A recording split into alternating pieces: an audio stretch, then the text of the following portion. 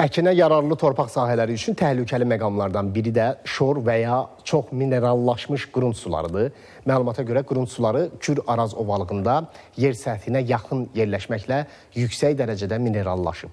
Kür-Araz ovalığının əksər sahələrində qurund sularının səviyyəsi 1-5 metr dərinlikdədir. Xüsusilə suvarma mövsümündə qurund suları səthə çıxaraq təsərrüfat işlərinə maneə törədir. Aran bölgəsində məhsuldarlığın azalması ilə bağlı narahatlıq var. Problemdən çıxış yolu varmı? Baxaq.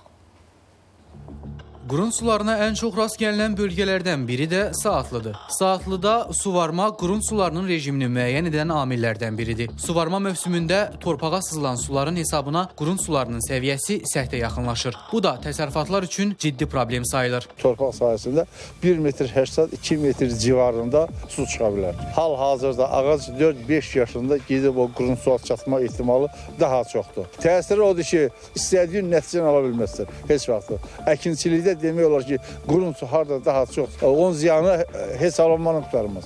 O qədər ziyanı var ki. Qurund sularının yaranmasına müxtəlif amillər təsir edir. Bu sırada torpağın özünün xüsusiyyəti, torpaq kanallarından su sızıntısı, eləcə də əkin sahəsinə lazımından artıq su vermə və digər səbəblər var. Qurund suları səviyyəsi yüksək olan ərazilərdə duzluluq çox olur və torpağın şoranlaşması ilə nəticələnir. Torpaqda duzluluğun çox olması isə torpağın agrokimyəvi analizi ilə müəyyən olunur. Aran zonasında kaliumun çoxluğu torpaqda qurund sularda duzluluğun çox olmağından, qurund suyun səviyyəsinin yuxarı olmağından irəli gəlir. Biz bu zaman gübrələrin tərkibində kalium olmamağı tövsiyə olunur. Avtomatik olaraq ya azotlu gübrə təyin edəcəyik, ya fosforlu gübrə əgər onlar azdırsa.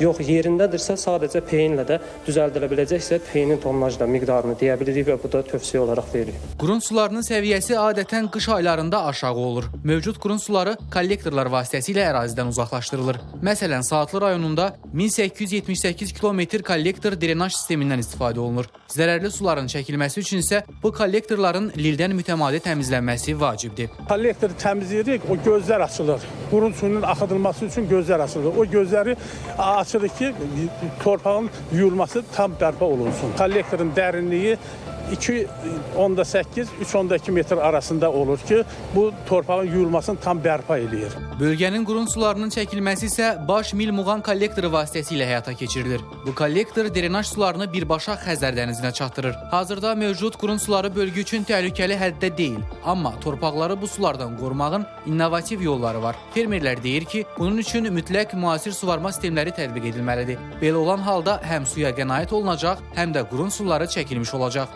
Damlama üsulü ilə harada bağ salınıbsa, kök bir o qədər qorxusu yoxdur.